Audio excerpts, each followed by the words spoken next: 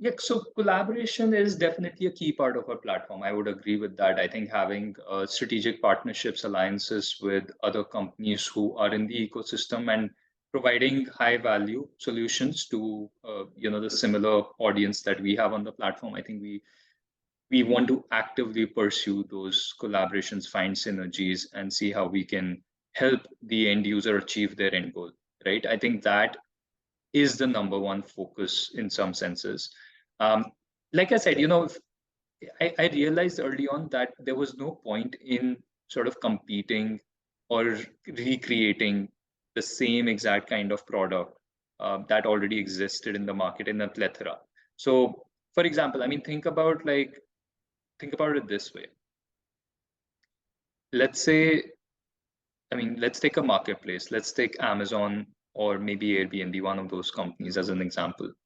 So obviously they were category creators for their respective markets, right? Amazon for e-commerce, Airbnb for your house guest stays and stuff like that. And they could have gone about doing the same exact things that the existing ecosystem players were doing at that time, which is if Amazon chose to compete with others, they would have probably started selling their own in-house products and just had a website so that they had an omni-channel strategy of selling the same in-house products on multiple platforms, right? That's how most companies were using internet in that era. They didn't think, oh, we can create a marketplace for third-party products where we are not the sellers, we just connect the buyers and sellers. Yeah. Similarly, Airbnb could have just thought about, buying their own real estate and renting it out, like the way bed and breakfasts did and the way that hotels did, right? And they again chose to leverage the existing but vacant space in people's homes. So in some respect, I would compare what we are doing to those companies, although obviously the business industry is very different.